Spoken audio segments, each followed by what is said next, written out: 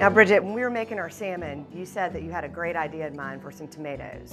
I think these are going to make an exquisite and easy tart. Ooh, yum. This is like an upscale pizza. We're going to use puff pastry, little shingles of tomato, a little sprinkling of basil right over. It's a beautiful dish. We're using store-bought puff pastry. Box comes with 2 sheets. And we just want to turn these 2 little sheets into 1 larger sheet. Sprinkle this workbench here with a little bit of flour. Sometimes the puff pastry is a little difficult to work with. Yes, you do want to thaw these in the refrigerator. A lot of people will put them out on their counter, or they'll, God forbid, will try to thaw it in the microwave. What? They will stick together like glue. They would. So thawing them overnight in the refrigerator is a great idea. And the beauty of this crust is if there are any tears, we can always fix it. Okay. And we just have an egg right here that we've beaten. And so I'll go ahead and just 1 egg? Just 1 egg. And just on 1 piece? Just on 1 piece, because what I'm going to do is interlock them, just like that. And that little bit of egg is going to help these 2 things stick together. So I'm going to add a little bit more flour to the top. Okay. Just so that I know my rolling pin won't stick. Okay, I'm going to roll this out until it measures about 18 by 9 inches. Okay. So the perfect rectangle. Perfect. And these long rulers are great. We use them all the time in the kitchen. Now, as it is, you're going to have a pretty flat tart, but you're not going to have any raised edges. So we definitely want to change that. So what I'm going to do is take the ruler. There we go. And you can use a knife or a pizza cutter. We'll do 2 strips the long way. And I'll start moving these over here to the parchment. So again, we'll take off 2 1-inch strips from the shorter end. And now we'll be able to build up the crust using all these. It's best to transfer this first before we help? Sure, that'd be great. I'm actually going to move this whole operation right up here. There we go. Again, we're going to brush with a little bit of egg right on these edges. Want to come on in here? Got him. All right, and same thing. Heave-ho. And then we'll go ahead and brush here, so that way these little short ends stick as well. You get that one? I'll get this one. Good. All right, so that everybody thinks that this is perfect and nice and neat, we'll go ahead and just trim off any of the excess dough. And now we'll go ahead and brush that top. Bit more egg, and that'll give it a nice sheen when it comes out. Okay. If we were to put tomatoes right on top of here, well, tomatoes are full of so much moisture, you would end up with a super soggy crust. Absolutely. So we're going to waterproof it. How do you do that? Cheese. And this is 1 cup of finely grated Parmesan cheese. You can see how fine it is. Oh, wow. It's going to melt evenly. So you don't want to grate it on the large holes of a box grater. Sprinkle that all over. So with Parmesan, it's already very dry, and as it bakes on here, it's going to create almost this little barrier. All right, so finally we're going to take a fork, because if we didn't dock this or punch little holes in it, it would all rise up pretty evenly. So we want this center to stay pretty compressed. And the edges to be puffy. That's right. This is ready to go into the oven. We've been preheating it. It's about 425 degrees, and that's pretty hot. We want that blast of heat at the beginning to start the puffing. So we do this before we even put the tomatoes on? That's exactly right. Blast of 425 for about 12 to 15 minutes, and then we'll reduce the heat to 350 and let it cook until it's nice and golden. So we've got a pound of your beautiful plum tomatoes, and these are great because they're nice and sturdy. They're going to hold up under a little bit of heat. Sure. And they're meaty. They're not going to be too watery. But the problem with tomatoes is they are very watery. Yes, they are. Largely water. So we do want to get rid of some of that water to concentrate their flavor and give them a better texture. So we're going to go ahead and core our tomatoes. I usually say around 4 to 5 of a medium-sized plum like this. All right. Perfect. So I'm going to take a very sharp knife and start cutting about 1/4-inch slices. Now, when it gets to this little slippery bit, it's a good idea to put it flat down on your surface, and then you can always go in this way. We love eating raw tomatoes because they're so juicy. Right. Baking with them is a problem because, again, all that juice is just going to make the crust super wet. Yeah, I'd help, but I like my fingers.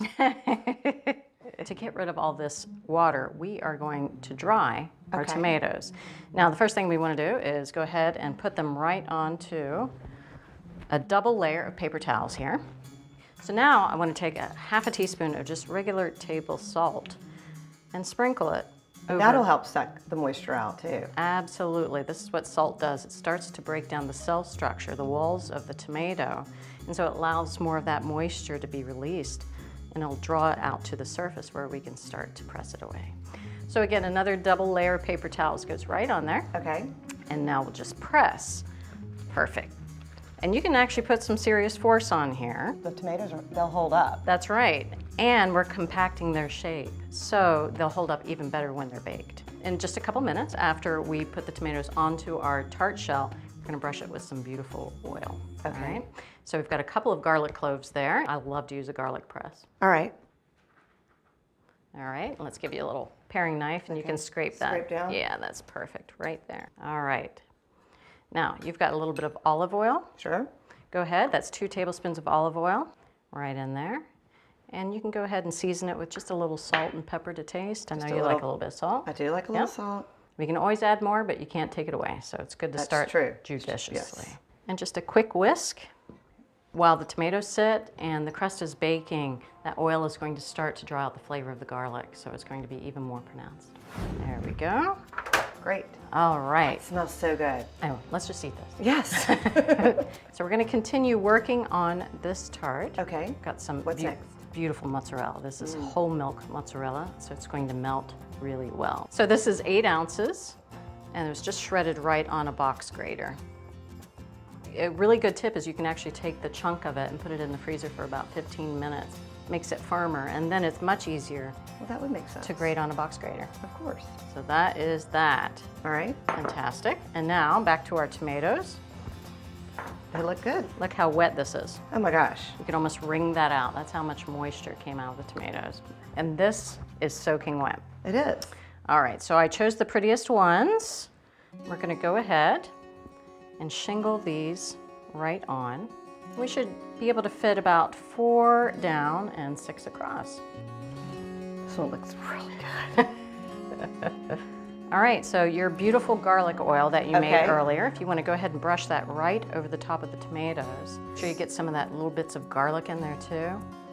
Just like painting. Oh, I can get those big chunks of garlic all throughout there. That's all right. Spread them around. Yeah. So we're going to go ahead and put this back in our oven. Now it's at 425 again because we want this to bake quickly. Okay. So it's only going to go in there for about 15 minutes. We should definitely smell that garlic too. All right, so we're almost done. It's going to cool down for a couple of minutes, but while it's still warm, it's the perfect time to grab some of this beautiful basil from your garden. Yes.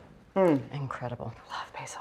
You can start off with a chiffonade, and chiffonade is just small chiffon threads or strands. All right. So you roll it up Cool. like a little cigar, Yeah. and then we start to cut like that.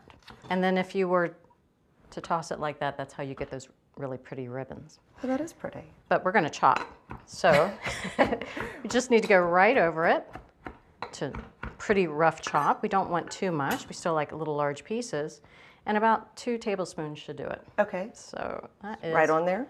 right on there. And while it's still hot, it sort of sticks and adheres and That's right. stays right there. That's right. Oh, it looks great. That is gilding the lily, isn't it? Pull this tart right off of the baking sheet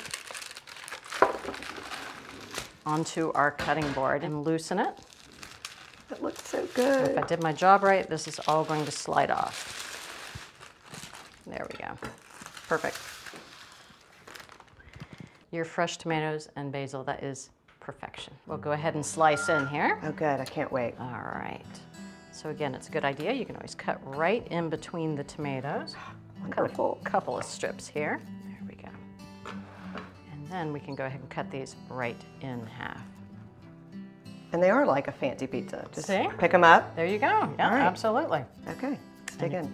See, it's not soggy at all. No, not at all. No, and it's waterproof to crust. It's baked all the way through. Looks There you go. delicious. Cheers.